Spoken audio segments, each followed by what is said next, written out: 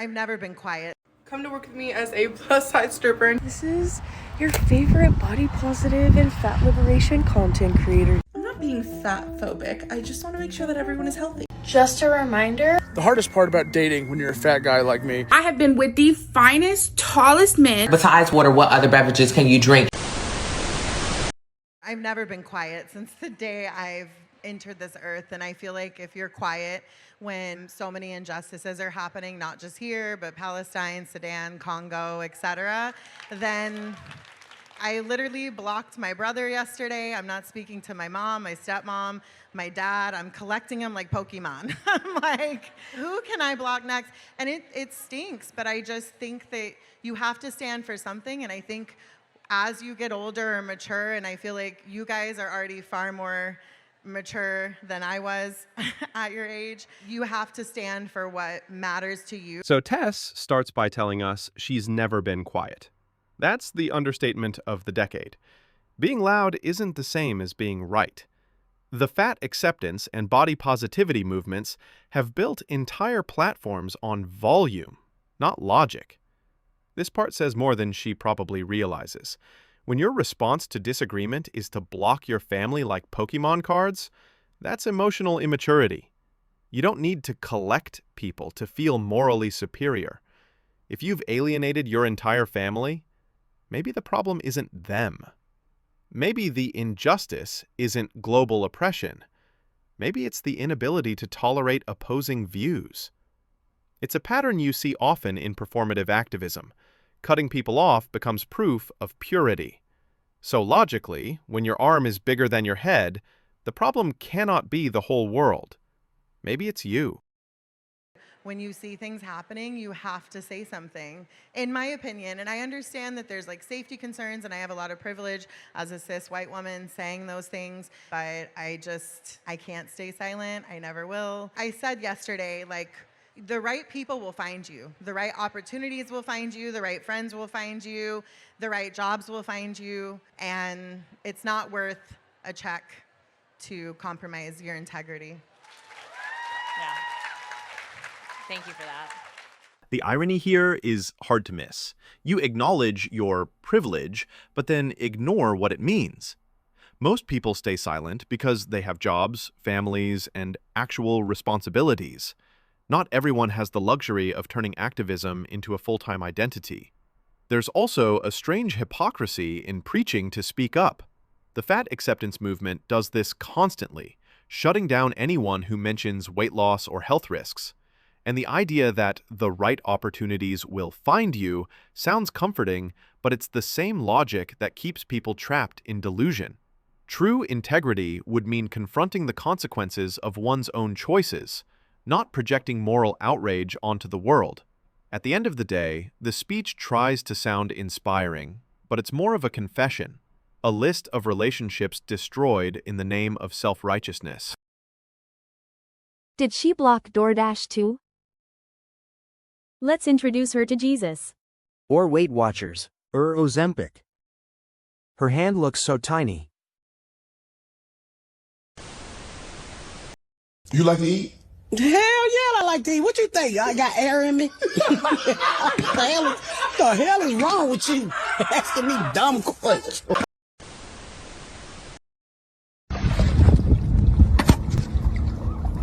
Do I look better in pictures or in person? In theory. Come to work with me as a plus-size stripper in Houston, Texas. Let me fix my face. This is the makeup all finished. I just need to do my lips, but I'll do that later when I get to the club. No, floor. I'm sorry. It's this time of night. Oh my god. My eyelashes were bothering me like the last 2 hours. I don't even know. So bad. Gosh, feels so good. I'm gonna go count my money for y'all though. I'll get it tonight. I made a good little amount tonight. I made like 100 in cash, and then I got I think like 135 on Cash App, because it was 75 VIP room, and then he tipped me like 60. on Cash App, so we did good, but... What you're seeing here is a perfect example of how far the internet's need for attention has pushed the limits of what we call empowerment. Shock brings attention. This is the dark side of the modern body positivity narrative. It turns pain into performance. I do understand that there are many types of fetishes. We have seen many things, but morbidly obese stripper is on another level. A man just threw a pickle-flavored potato chip at my car at the gas station, and I don't know why. You okay? Are you alright? How do you know the chip is pickle flavored? How do you know, friend? She ate it. She ate it. She got out her car, she picked it up off the ground, and she ate it. That's how she know. But was it the flavor that hurt her feelings so bad? That's why she crying. Why would you throw just one? Hey, don't be smoking cigarettes if you're pregnant. What's wrong with you? I'm not pregnant, I'm fat, you fucking asshole. Hello there, friends. This is your favorite body positive and fat liberation content creator here to remind you that not all bodies want to shrink. No, we don't.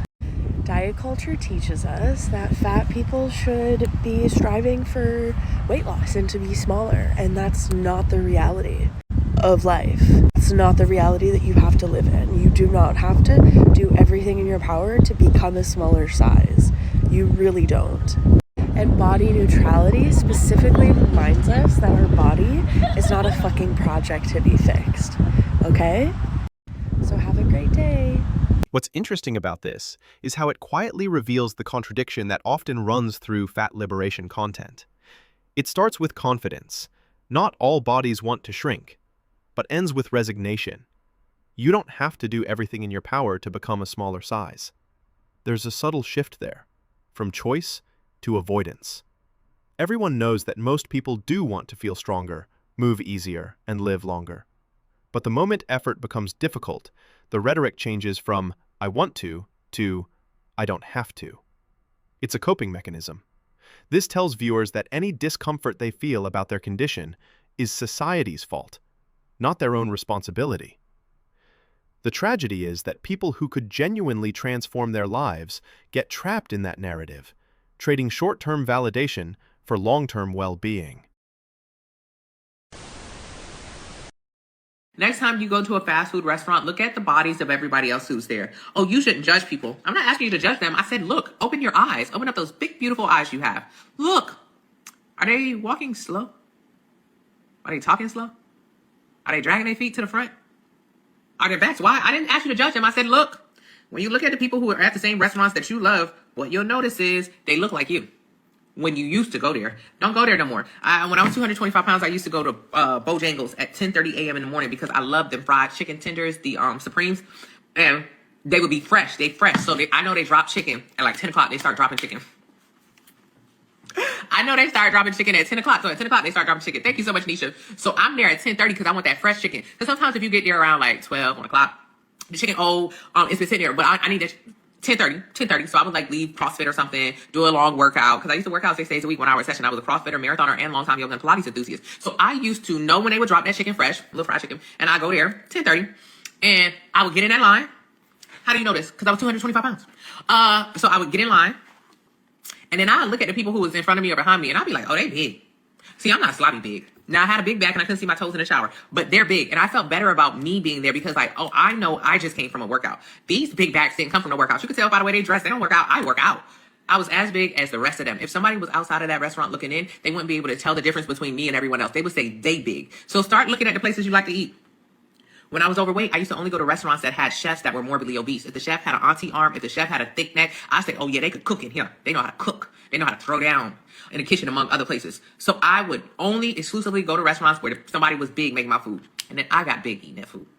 Look around. The chef big, waitress big, busboy big. Customers big, you big. Get out of there. Knowing what time chicken is being dropped is commitment. Sis started glitching, talking about that chicken. I'm not being fat phobic. I just want to make sure that everyone is healthy. And what does this being healthy look like to you? Eating a vegetable at least once a week. Not sitting on the couch all day doing nothing. Okay, yeah, that sounds nothing like the average plus size person's life. I don't understand. Okay, well, if you let me explain. You can't look like that and actually take care of yourself. You and I have very similar day-to-days, and if you want to see my blood work and you want to determine that this is about health, then here you go. That doesn't make any sense. You want to look at health objectively? You're looking at health objectively. Here's our paperwork side by side. I'm healthier than you, so why don't we switch bodies? No. Shocker. I had no idea you were going to say that. Why not? You know, because... Go on. The floor is yours. I like looking like I take care of myself. And I like dressing nice. Right, of course. And I'll give you the full package. We'll switch bodies and I'll give you my whole closet too. No. So I solve all the problems that you mentioned. Your life would be exactly the same, if not better, because you're in a healthier body. And you're still refusing. More about what? Your argument is that you care about people's health. Your argument is that you're not fat phobic, even though you're leaving comments saying the nastiest things about fat people just look terrible. And there it is. This one is a masterclass in absurdity, and not just because of what's being said, but how it's being presented. Creating a fictive dialogue, pretending that someone out there would really argue you can be thin and unhealthy, and then attempting to prove how healthy they are. Yes, technically, a thin person can be unhealthy, but statistics are not opinions. They are probabilities. According to CDC data, higher BMI correlates strongly with elevated health risks. Pretending that being morbidly obese carries the same likelihood of health as a person maintaining a lower body weight is insane. And why the need to convince strangers online of one's personal health status? No, cuz when people tell me they're concerned about my health, I ask them what my BP is because clearly they have to know what it is if they know how healthy I am. How much you weigh, Pudgy? I weigh about 2. That's No. That's not. Don't even say that. Don't do that. Don't do that to yourself. I'm almost 300. He ain't weigh 2 nothing. That was a long time ago. Probably the 5th grade. Probably like 3 sound. 4. You're cooked when you start negotiating your weight. Just a reminder that I am very fat and very sexy. And I am 100% glorifying obesity. And there's nothing you can do about it. I don't need to do anything about it. You do. Is this satire? It worked. I am fat now thanks to you. I'm so glad to have been such an influence. The hardest part about dating when you're a fat guy like me is people try to set you up on dates with their friends, and their friends are also fat, and I have to say, hey, I appreciate it, that's just not my type, and they're like, what the fuck, you're shallow, why do you want to listen, we can't fit on the same bed, okay, and what do we have in common besides poor eating habits? Just because we're both fat doesn't mean we're destined to be together, all right? So yeah, that's grow up. The friends think they can pawn off the fridge. Hey, bitch, you know I've been chunky all my life, and you know what that stopped me from doing? Not a damn thing. I wear whatever I want. I go wherever I want. I literally have traveled to a different country all by myself with a seatbelt extender because I have no shame in my game. I have been with the finest, tallest men. I'm just here to tell you, please don't let your little roles stop you from living your best life, okay? It's too short. We got aliens and shit, bitch. You need to be out there living your life in your little tank tops and your little string bikinis. Are people gonna look? Probably, but they're just mad that you're out there living your best life and they're not. This is another fascinating example of the extremes of modern body positivity content, and it exposes both the performative nature and the contradictions within the movement. On one hand, the message is clear. She wants people to feel empowered to live their lives without letting weight hold them back. But her subjective experience can't be generalized for everyone, which is where it becomes misleading. She basically implies that health risks, mobility issues, and other medical realities simply don't exist. Living your best life cannot be living as a super morbidly obese person. You cannot deny how better your life would be if you lose some weight. What water, besides water, what other beverages can you drink? Warm water, cold water, swamp water. So if you don't want regular water, just add a little spice to it. What do you eat from KFC? Water. What do you eat from Chick-fil-A? Water. Thank you so much. I like McDonald's. I like to get water from there. Ginger shots do not help you build muscle or lose fat. Why is Olipop trash? It doesn't help you build muscle or lose fat. Apple cider vinegar does not help you build muscle or lose fat. How do you feel about crumble cookies? It only makes you fat. I appreciate you. I lost weight, but the scale is the same. Is it? Is it? You lost weight, but the scale lying on you. Oh no, the AI is coming for us. It's fair, right? If it's loosey-goosey or takes a, two wipes. This is super random, but if you know, you know. Anywho, Kia, me and the baby are doing amazing. Thank you so much for asking. This month, I'm taking a break from triple dippers. Are you proud of me? You need to take a break from triple dippers for the rest of your life. What can I snack on? Water. Yep. I like the water from McDonald's.